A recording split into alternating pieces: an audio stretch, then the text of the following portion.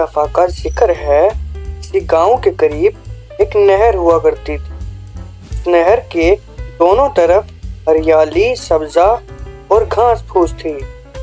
वहां पर उस गांव की बकरियां, भैंसें और बाकी दीगर जानवर घास चरने के लिए आया करते थे।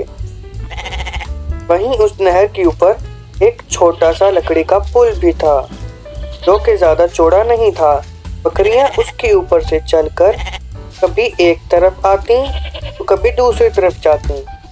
ये सिलसिला यूं ही कई अर्स तक चलता रहा। एक दफा एक दिन की बात है, उस पुल के ऊपर से एक बकरी दूसरी जानिब जा रही थी। चलते चलते उसने देखा उसी पुल के ऊपर सामने से एक और बकरी आ रही है।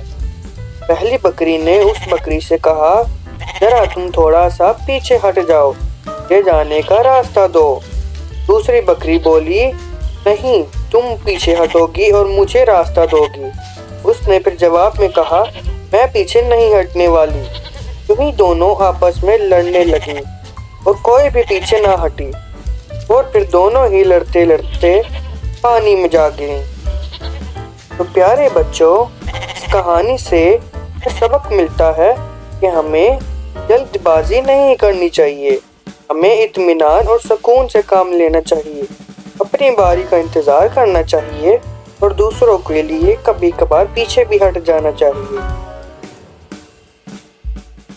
इसी बात के लिए एक मशहूर कहावत भी है, जल्दी का काम शैतान का होता है और शैतान हमेशा बुरा करता, सोचता और करवाता है।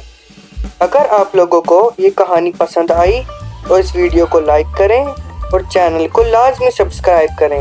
Like, share and subscribe my channel.